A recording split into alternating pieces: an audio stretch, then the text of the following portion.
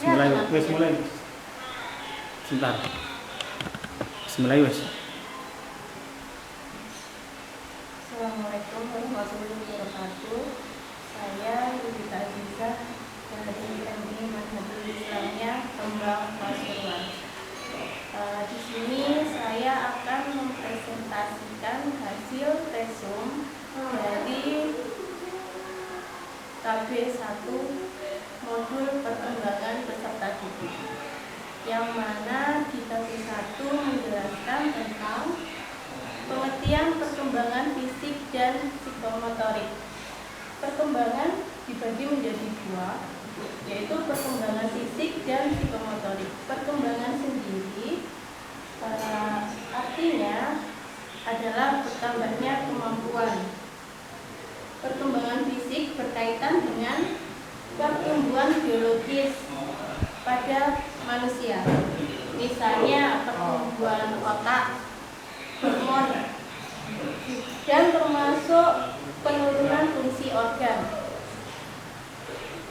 Perkembangan fisik meliputi 4 aspek, yaitu perkembangan sistem saraf yang berpengaruh terhadap tingkat kecerdasan dan emosi. Perkembangan sistem otot berpengaruh terhadap perkembangan kekuatan dan kemampuan motorik.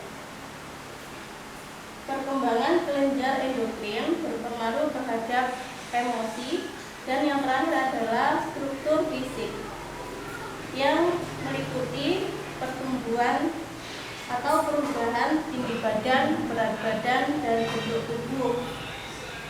Perkembangan yang kedua adalah psikomotorik. Perkembangan ini berhubungan dengan gerakan tubuh yang terkoordinasi dengan saraf pusat dan otot, misalnya dari gerakan kasar, berkaitan dengan kekuatan otot seperti duduk, berjalan, berlari, lompat, merangkak, dan lain-lain. Sedangkan kemampuan motorik kasar,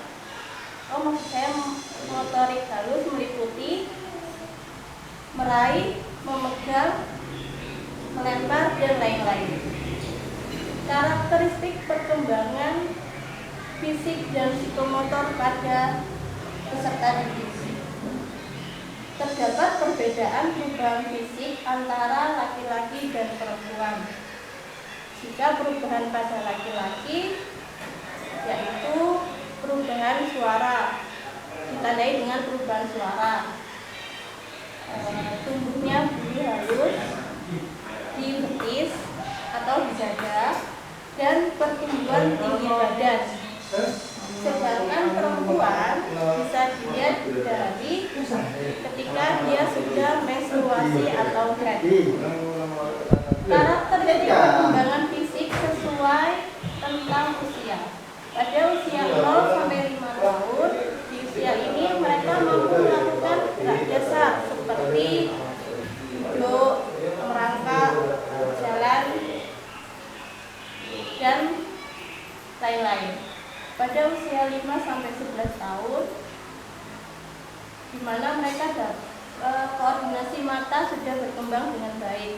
Usia 8 sampai 9 tahun, ketahanan tubuh bertambah, sudah ada kontak fisik seperti ingin berkelahi pada anak laki-laki itu ya. Umur 10 sampai 11 tahun, kenaikan tekanan darah, meningkatnya metabolisme, sudah tidak rentan terkena virus atau penyakit. Ketika remaja, berkaitan dengan tinggi dan berat badan yang bertambah serta pubertas. Dewasa, pada masa ini pertumbuhan fisik mulai berhenti. Di sini berpengaruh terhadap bentuk atau kekuatan fisiknya. Karakteristik perkembangan psikomotorik sesuai usia. Kalau tadi perkembangan fisik, sekarang perkembangan psikomotoriknya. Di usia 3 tahun mereka bisa melompat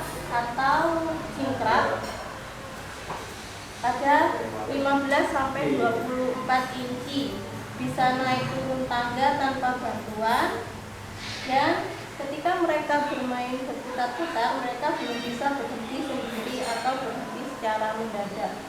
Usia 4 tahun, mereka bisa melompat pada 24 sampai 33 inci. Pada usia 5 tahun, mulai meningkat bisa melompat di 28 sampai 36 inci.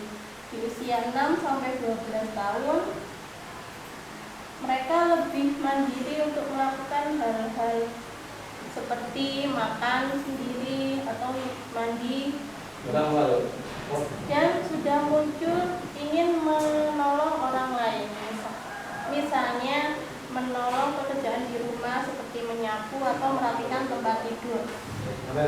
Di dalam keterampilan sekolahnya, di sekolah mereka sudah bisa menulis lebih rapi, sudah bisa memilih warna yang sesuai dengan objeknya.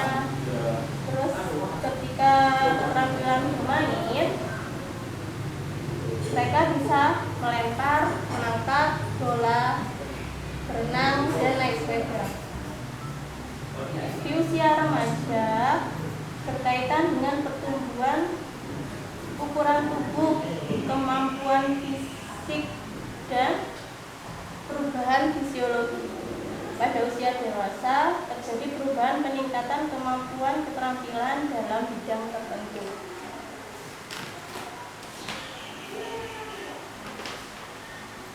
Faktor yang mempengaruhi perkembangan fisik dan psikomotorik.